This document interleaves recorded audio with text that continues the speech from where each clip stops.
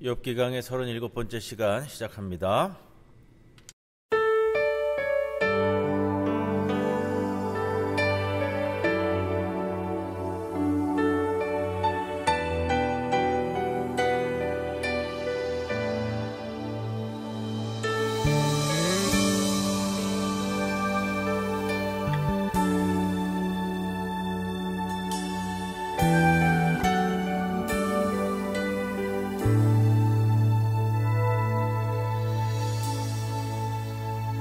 오직 예수 다른 이름은 없네. 주 이름만 우리에게 주셨네. 오직 예수 다른 이름 없네. 오 영광과 존귀 권세와 찬양 받으실 분 오직 주 예수. 오직 예수 다른 이름은 없네. 주 이름만 우리에게 주셨네. 오직 예수 다른 이름 없네. 오 영광과 존귀 권세와 찬양 받으실 분 오직 주 예수. 온 땅 위에 홀로 높으신 이름 하늘이 높이 들으셨네. 온 땅 위에 홀로 높으신 이름 영광과 존귀와 찬양 드리세. 오직 예수 다른 이름은 없네. 주 이름만 우리에게 주셨네. 오직 예수 다른 이름 없네. 오 영광과 존귀 권세와 찬양 받으실 분 오직 주 예수.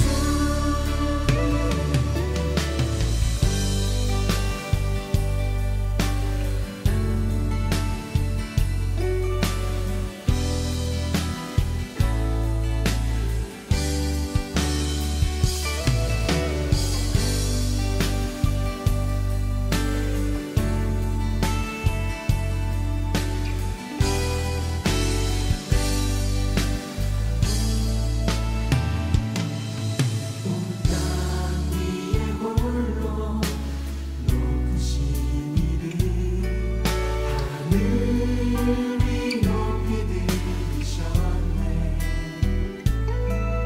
온 땅 위에 홀로 높으신 이름 영광과 존귀와 찬양 드리세. 오직 예수 다른 이름은 없네. 주 이름만 우리에게 주셨네.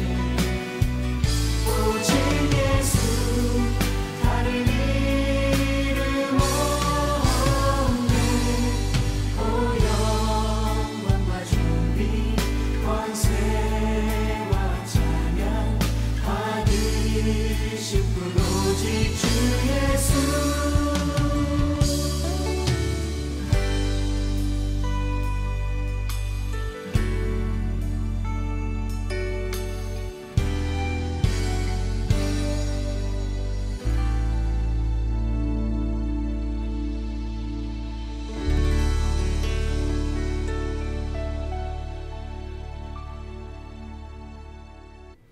기도드립니다. 주님, 우리가 교만을 버리게 하옵소서.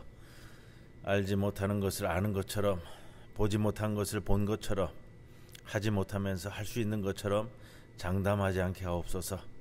조금 더 안다는 이유로, 조금 더 가졌다는 이유로 조금 더 잘할 수 있다는 이유로, 조금 더 살았다는 이유로 경멸하는 눈과 멸시하는 태도를 버리게 하옵소서.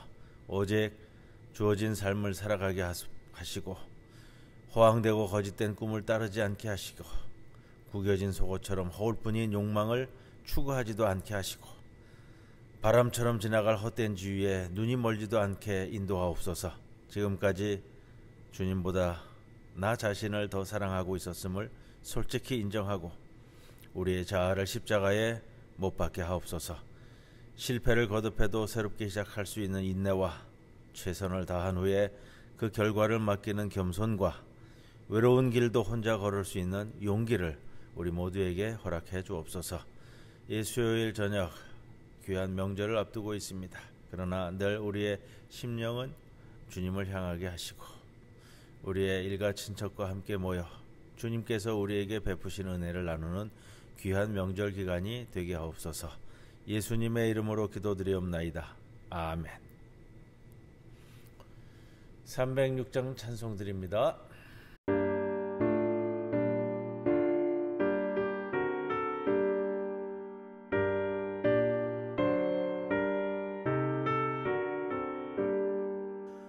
죽을 죄인 살려주신 그 신은 해 놀라워라. 십자가를 바라보며 눈물로써 감사하네. 감당 못할 그 신은 무엇으로 보답할까. 힘을 다해 봉사하고 생명 다해 충성하리. 병든 이 몸 고쳐주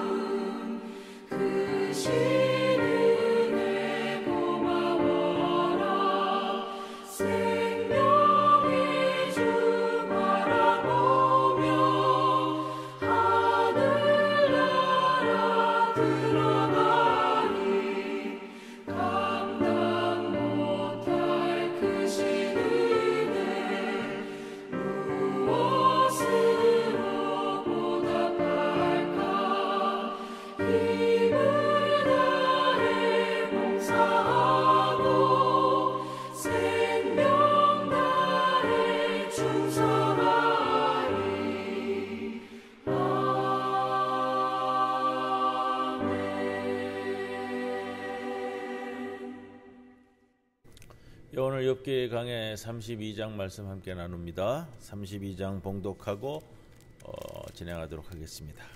욥이 자신을 의인으로 여김으로 그 세 사람이 말을 그치니 람 종족 부스 사람 바라겔의 아들 엘리후가 화를 내니 그가 욥에게 화를 내면 욥이 하나님보다 자기가 의롭다 하며 또 세 친구에게 화를 내면 그들이 능히 대답하지 못하면서도 욥을 정죄함이라. 엘리후는 그들의 나이가 자기보다 여러 해 위이므로 욥에게 말하기를 참고 있다가 세 사람의 입에 대답이 없음을 보고 화를 내니라. 부스 사람 바라겔의 아들 엘리후가 대답하여 이르되 나는 연소하고 당신들은 연로함으로 뒷전에서 나의 의견을 감히 내놓지 못하였노라. 내가 말하기를 나이가 많은 자가 말할 것이요 연륜이 많은 자가 지혜를 가르칠 것이라 하였노라. 그러나 사람의 속에는 영이 있고 전능자의 숨결이 사람에게 깨달음을 주시나니 어른이라고 지혜롭거나 노인이라고 정의를 깨닫는 것이 아니니라. 그러므로 내가 말하노니 내 말을 들으라. 나도 내 의견을 말하리라. 보라, 나는 당신들의 말을 기다렸노라. 당신들의 슬기와 당신들의 말에 귀 기울이고 있었노라. 내가 자세히 들은즉 당신들 가운데 욥을 꺾고 그의 말에 대답하는 자가 없도다. 당신들이 말하기를 우리가 진상을 파악했으나 그를 추궁할 자는 하나님이시요 사람이 아니라 하지 말지니라. 그가 내게 자기 이론을 제기하지 아니하였으니 나도 당신들의 이론으로 그에게 대답하지 아니하리라. 그들이 놀라서 다시 대답하지 못하니 할 말이 없음이었더라. 당신들이 말없이 가만히 서서 다시 대답하지 아니한즉 내가 어찌 더 기다리랴. 나는 내 본분대로 대답하고 나도 내 의견을 보이리라. 내 속에는 말이 가득하니 내 영이 나를 압박함이니라. 보라, 내 배는 봉한 포도주통 같고 터지게 된 새 가죽 부대 같구나. 내가 말을 하여야 시원할 것이라. 내 입을 열어 대답하리라. 나는 결코 사람의 낯을 보지 아니하며 사람에게 영광을 돌리지 아니하리니 이는 아첨할 줄을 알지 못함이라. 만일 그리하면 나를 지으신 이가 속히 나를 데려가시리로다. 욥기 강해 오늘 37번째 시작하면서 새롭게 등장하는 인물이 있습니다. 엘리후. 제가 새롭게 등장하는 인물들의 이름을 먼저 좀 말씀을 늘 드려왔잖아요. 왜냐하면 욥기도 뭐 마찬가지지만 모든 성경에 등장하는 인물들은 그 자신들의 이름을 가지고 우리에게 주고 있는 메시지가 있습니다. 엘리후 그러면 엘리는 나의 하나님이잖아요. 나의 하나님. 후는 그는, 그래서 그는 나의 하나님이시다 라는 이름을 가지고 있는데 그는 나의 하나님이시다 라는 이름을 가진 이 엘리후의 논리가 어떻게 진행될 것인지를 좀 볼 수 있습니다. 엘리후, 나이가 제일 어려서 말을 않고 있다가 가장 나중에 입을 엽니다. 친구들이 욥을 정죄하면서도 욥의 항변에는 변변히 대답하지 못하는 것을 보고 분쟁에 뛰어들었다. 이 논쟁에 뛰어들었다. 본인이 그렇게 밝히고 있고요. 자, 2절 말씀을 보면 람 종족 부스 사람 바라겔의 아들이다. 지역이 어디냐? 부스는 지금으로 얘기하면 다메섹 근처로 이야기를 합니다. 그래서 뭐 그쪽 지역 사람으로 보여지고요. 굉장히 그 젊은 친구로 보여집니다. 그래서 일반적으로 우리 연륜 있는 자들이, 지혜로운 자들이 말하기 때문에 본인이 잠잠고 있었지만 욥의 반박에 대대로 응답하지 못하는 것을 보고 분개해서 이 논쟁에 뛰어든 것, 뭐 이렇게 이야기를 하고요. 왜 그동안 얘기를 하지 않았느냐? 다 이루어질 줄 알았는데 그렇지 못했다. 자, 그러면서 그런 말씀이 있습니다. 8절 말씀이 중요한데요. 그러나 사람의 속에는 영이 있고 전능자의 숨결이 사람에게 깨달음을 주시나니 어른이라고 지혜롭거나 노인이라고 정의를 깨닫는 것이 아니니라. 그래서 내 말을 들으라. 이렇게 하면서 본인도 들어옵니다. 뭐 외국에는 엘리후 클럽이라는 게 있다고 그래요. 그 뭐 젊은이들이 모여 있는 뭐 노인분들의 뭐 연륜이 있고 지혜로운 거 그럴 수도 있지만 자기 고집에 빠져서 있는 분들도 있기 때문에 이제 그런 것들을 조금 뭐 견제하는 의미로서 젊은이들의 클럽을 뭐 엘리후 클럽이라고 뭐 그렇게 있다고도 이야기를 하는데, 자 13절 말씀을 보면은요, 당신들이 말하기를 우리가 진상을 파악했으나 그를 추궁할 자는 하나님이시요 사람이 아니라 하지 말지니라 이렇게 되어져 있습니다. 그래서 너희들이 결론은 세 친구를 얘기합니다.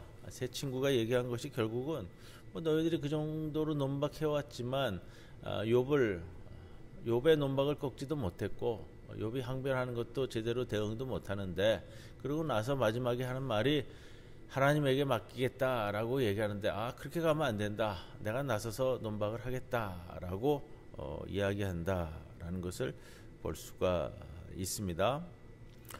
과연 뭐 어떤 방식으로 일을 진행할지는 모르겠습니다만 오늘 이제 출발점 오늘은 뭐 큰 내용은 없고요. 오늘은 이제 개괄적인 내용을 엘리후가 이야기하고 있고 그 다음에 37장까지 이 문장이 연결이 되어지는데 신학자들은 그렇게 이야기합니다. 이 32장에서 37장까지는 원래 욥기에 있었던 것이 아닌데 후대에 첨가가 된 것으로 보여진다. 왜 그러냐면 우리가 지난주에 그런 말씀을 드렸습니다. 31장 40절 마지막 절에 이렇게 마무리가 됩니다. 욥의 말이 그치니라. 그리고 야훼 하나님이 등장하는 38장에 바로 이어지면 좀 드라마틱하게 이어지는 것이 사실 맞아요. 그리고 뭐 문체상으로 32장에서 37장까지 엘리후가 이야기하고 있는 이 문장상으로는 의외로 아람어가 많이 섞여 들어와 있는 좀 문체가 다르다라는 거죠. 그렇기 때문에 욥기가 편집되는 과정 속에서 필요성에 의해서 32장에서 37장까지가 편입되어 들어왔다. 이렇게 신학자들은 이야기를 합니다. 또 굳이 32장에서 37장까지가 있어야 될 필요가 있을까? 필요성에 대해서 신학자들은 그렇게 얘기를 합니다. 그러니까 뭐 결론은 그거죠. 왜 삽입되었느냐 이 구절이 그것은 이 세 친구가 이야기하고 있는 신정론에 대한 논박이 약함으로써 우리가 앞에서 제가 그런 말씀을 좀 드렸습니다. 욥기의 신학이 신명기의 신학을 거절하는 것이 아니라 인과응보의 신학을 거절하는 것이 아니라 보충하기 위한 것이다라는 말씀을 좀 드렸었는데 마찬가지로 이렇게 끝나버리면 뭐 실제로 그렇잖아요. 욥의 세 친구가 욥이 계속 항변하는 거에 대해서 제대로 응대를 못하고 마지막에 이제 그냥 이게 마무리가 되어버린다고요. 그렇게 되어졌을 경우에 전통적인 신학의 무너짐을 막기 위해서 32장에서 37장까지 엘리후를 등장시켜서 더 보완을 하고 있다. 이렇게 얘기하는데 과연 보완이 될까 하는 생각도 들어요. 오늘 뭐 32장, 33장, 34장 제가 좀 미리 좀 이렇게 살펴보면서 생각하는 것이 보완이 되었을까? 굳이 들어갔을까 하는 것은 뭐 이제 제 개인적인 생각이고요.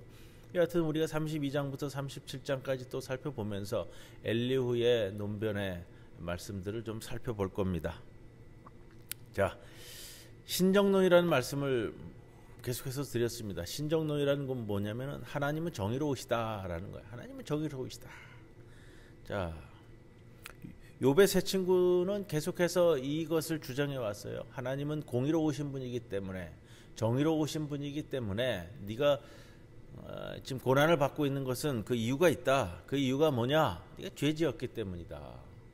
이제 이렇게 형성되어 있는 꽉 짜여진 신명기 신학의 전형적인 포맷을 가지고 있거든요. 자, 세 친구가 이것을 세 친구의 이러한 논변을 계속해서 욥은 반박을 해왔습니다. 그래서 가장 결정적인 건 그렇습니다. 뭐냐면 너희들이 나를 정죄하는데 그럼 내가 지은 죄가 뭐냐 구체적으로 얘기하라 했을 때 나오지 않았어요. 나오지 않은 게 사실이거든요. 자, 그렇기 때문에 오늘 이제 엘리후까지 등장을 시키고 있다. 욥기 편집 과정에서 그렇게 되어졌다라는 생각을 들고요. 자, 엘리후가 등장을 했습니다. 젊은 사람으로 보여지고 이제 다메섹 근처의 부수 사람으로 이야기되어졌고 이름의 뜻은 그는 나의 하나님이다라는 이름을 가지고 있고 자. 엘리후는 등장하면서 욥의 발언의 초점을 의로움에 맞췄습니다. 그러면서 2절 말씀에 엘리후가 화를 내니 그가 욥에게 화를 내면 욥이 하나님보다 자기가 의롭다 하미요. 자, 이것이 이제 첫 문장으로 주어졌어요. 등장하는 이유입니다. 욥이 하나님보다 자신을 더 내세우는 자라고 엘리후는 생각한 것 같습니다.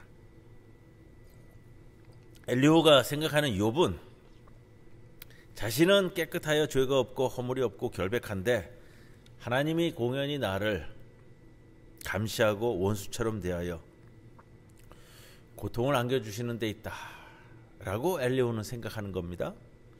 그러나 과연 욥이 자신이 하나님보다 더 의롭다고 생각한 적이 있는가? 욥이 자신의 삶을 변호하는 것은 하나님보다 옳다고 하는 것은 아닙니다. 친구들은 하나님 편을 들면서 신정론을 펼쳤습니다.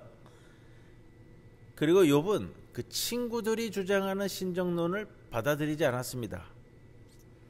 신정론이라는 것은 하나님은 어떤 상황에서도 정의롭다라고 하는 것인데 이것을 사람이 입증하려는 것이 문제라는 거예요.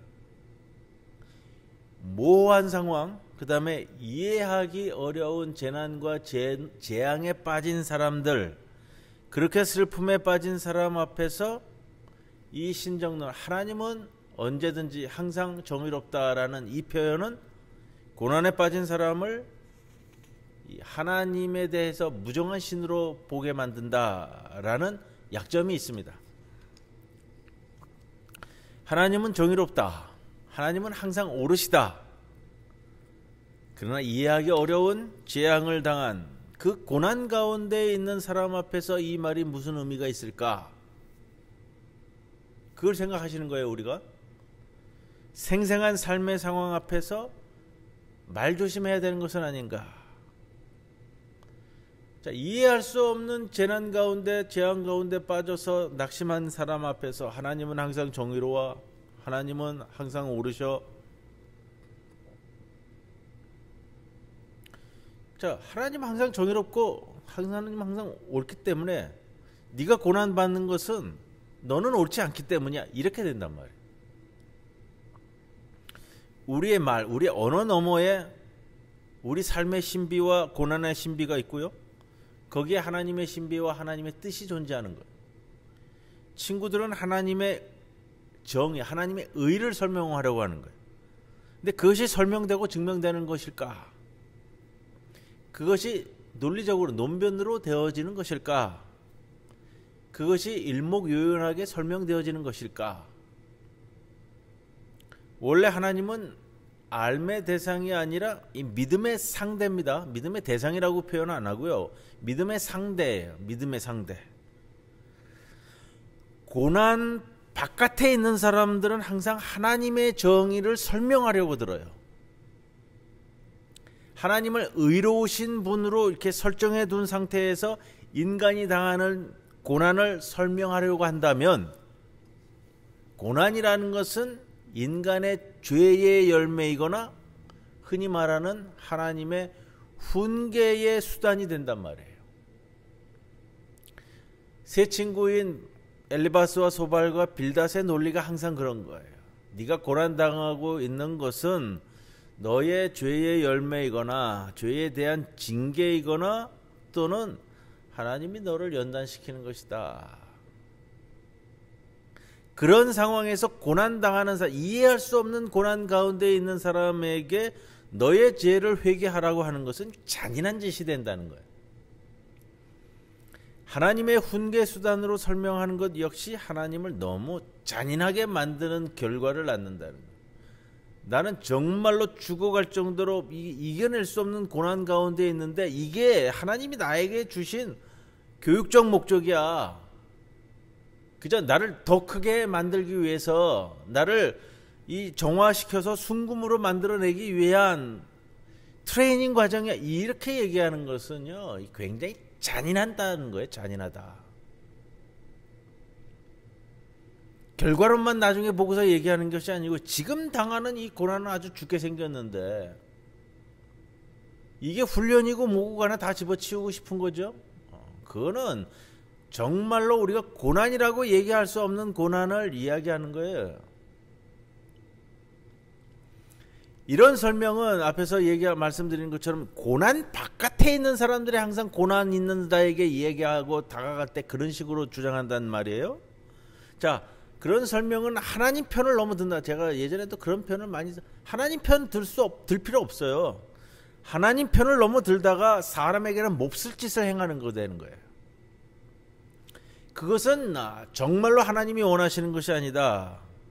알고 보면 그런 논리들, 그런 생각들, 그런 개념들은 그 고난 밖에 있는 사람들이 자기 신념을 지키려고 그랬을 뿐이지 진정으로 하나님 편을 드는 것도 아니라는 겁니다. 그리고 그거예요. 하나님은 우리가 편을 들고 말고 할 그럴 분이 아니라는 겁니다. 내가 하나님 편을 들고 말고 할 그럴 분이 하나님이 아니시잖아요. 그분의 편을 드는 것보다요, 그분의 마음을 알아주는 것이 더 중요합니다. 그분의 그 신뢰와 믿음과 그 사랑에 대한 마음을 알아주는 것이 더 필요하다. 이런 말씀을 좀 드립니다. 오늘 좀 그 욥기가 지금 엘리후라는 새로운 인물을 등장시키면서 우리가 그 세 친구와 욥에 대한 걸어온 과정에 대해서 좀 정리를 하고 또 새롭게 이 새로운 인물을 살펴보기 위해서 말씀을 드리는데, 알 수 없는 고난을 당한 사람, 그러나 그 고난의 까닭을 알려주려는 사람. 여러분, 그러나 그 고난의 원인은요, 누가 알려줄 수 있는 것이 아닙니다. 물론 사람들은 누구나 다 자기가 당하는 고난의 이 원인, 즉 이 고난이 설명되기를 원하는 것이 사실이에요. 왜 내가 고난을 당해야 하는지 설명되지 않을 때 사람은 혼란과 두려움에 빠지거든요. 욥의 두려움도 거기에서 기인하는 것이 맞습니다. 처음에 욥은 1장, 2장, 3장이 시작되면서 고난의 까닭을 알려고 하지 않았습니다. 하나님이 주신 그 고난을 보면서 먼저 하나님을 생각하고 하나님을 기억하고 하나님이 주시는 이 고난에 대해서 하나님에 대해 전적인 신뢰를 보냈어요. 그러나 고난이 설명되어야만 했습니다. 왜냐? 시간이 가면서 이것이 세월의 문제가 됐고 그 다음에 다른 사람들의 시선의 문제가 있었습니다. 자, 상처난 몸을 이끌고 시간을 견디며 살려면 어떤 때에 재앙이 닥치는지, 그리고 왜 내가 이런 고난을 겪어야 하는지가 설명되어야만 했습니다. 원인을 생각한다는 것은 어떤 차원이냐면 원인을 알아야 예방할 수 있기 때문에 그래요.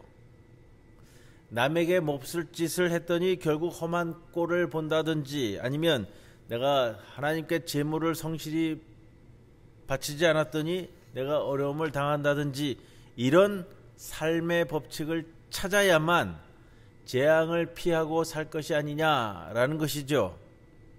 욥은 그런 면에서 재앙의 원인을 찾을 수가 없었다는 겁니다. 시간이 흐르면서 이러한 전적인 하나님에 대한 신뢰를 보내던 욥의 심령이 무너지기 시작하면서 그의 신앙 고백이 탄식과 질문으로 넘어가요. 탄식하면서 그 다음에 하나님께 질문으로 넘어가는데, 자, 이와 마찬가지로 시간도 문제이지만 다른 사람들의 시선도 더 문제였습니다. 주변 사람들이 욥을 위로하려고 말을 건네기 시작했습니다. 그리고 그 말은 결국 뭐였겠어요? 욥의 고난의 원인을 설명하려는 말로 이어지는 거예요. 사실 처음부터 욥이 고난의 원인을 따져보려고 하지는 않았습니다. 욥은 그저 울부짖었습니다. 울음이 터져나왔습니다. 그래서 스스로 자기가 태어난 생일까지도 저주했죠. 이게 3장의 말씀이에요. 그것은 묻는 말, 그러니까 물음의 언어는 될지언정 하나님께 원인을 따져 설명하는 말은 그런 물음은 아니었습니다. 그러나 그렇게 묻는 욥의 물음에 욥의 친구들은 그 물음을 견뎌내지 못했습니다. 하나님의 뜻을 분명히 알지 못하고 그렇게 묻는 것 자체를 불경한 것으로 여겼습니다. 그러나 고난당하는 인간 앞에서 여러분 하나님의 뜻이 그렇게도 분명하시던가요?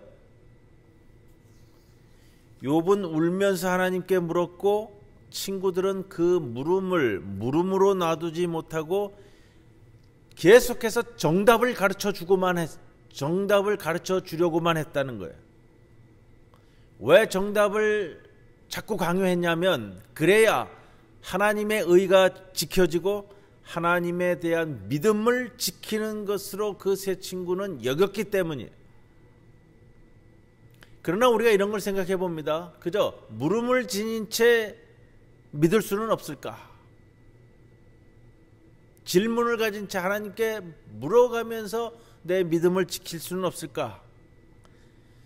여러분, 다 알아서 믿는 것이 아니라 믿으면서 알아가고 그렇게 알아가면서 또한 믿어가는 것이 아니겠느냐라는 말씀을 드리는데, 믿음이라는 것은 모든 것을 다 아는 것이 아닙니다. 재앙과 고난에 담긴 하나님의 뜻, 다 설명될 수 없는 부분을 그대로 안고 우리의 삶의 여정, 믿음의 순례는 계속해서 이어지는 것입니다.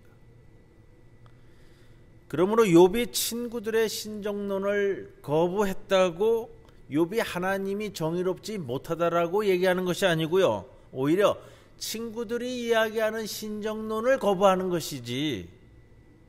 그리고 욥은 친구들의 이 정죄에 대항해서 자신의 무고함을 변호했을 뿐 자신이 하나님 앞에 죄인임을 모르는 사람은 아니라는 겁니다.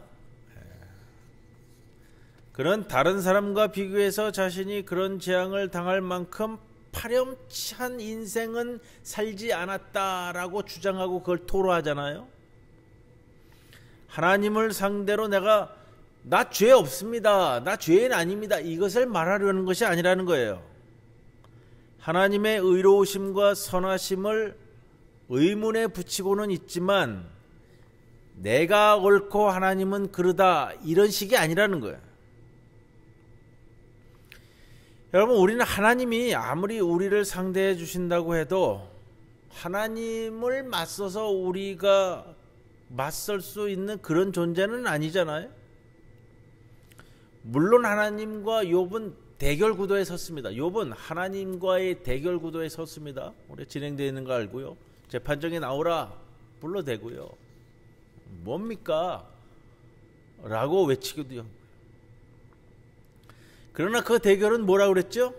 하나님을 만나기 위한 대결이다 라고 말씀을 드렸어요.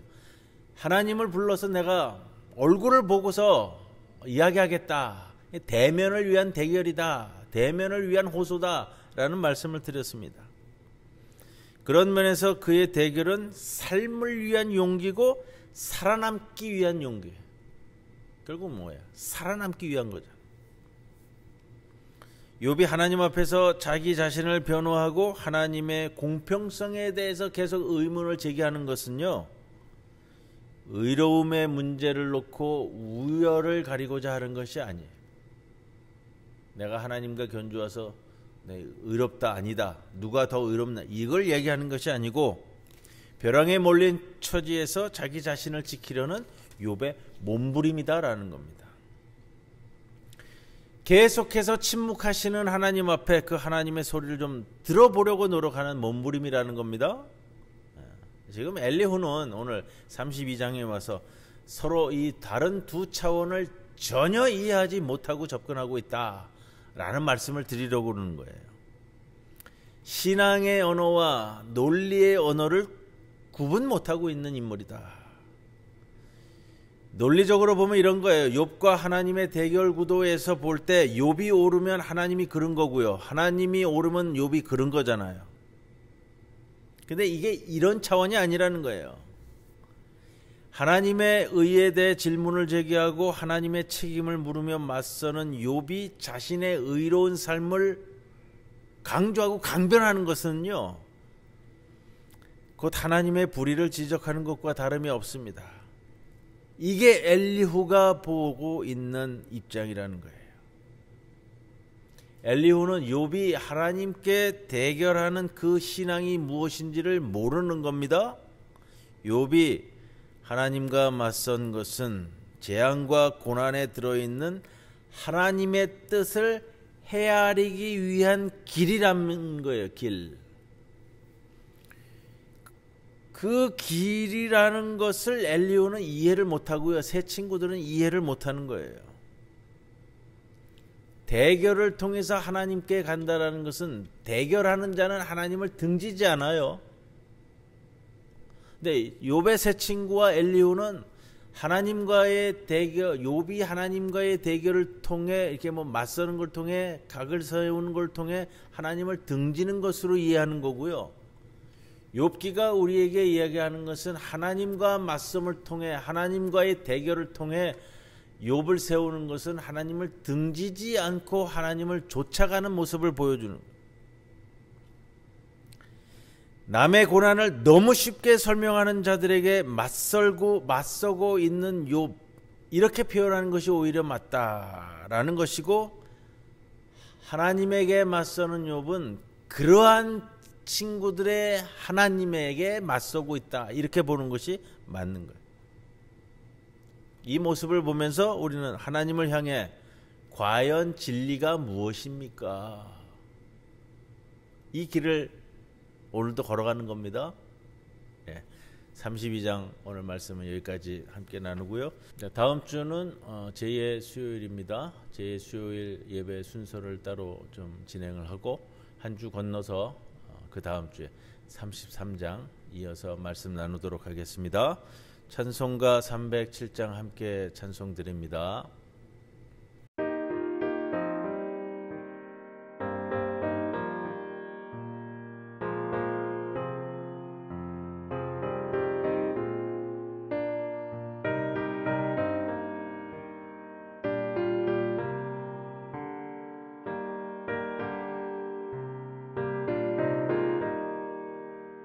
소리 없이 보슬보슬 내리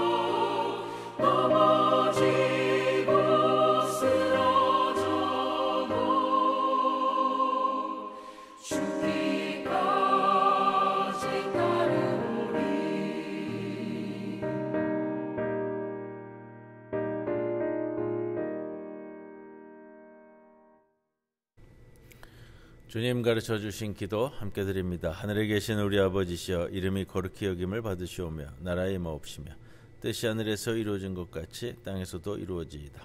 오늘 우리에게 일용할 양식을 주옵시고, 우리가 우리에게 죄 지은 자를 사하여 준 것 같이 우리 죄를 사하여 주옵시고, 우리를 시험에 들지 말게 하옵시며 다만 악에서 구하옵소서. 대개 나라와 권세와 영광이 아버지께 영원히 있사옵나이다. 아멘.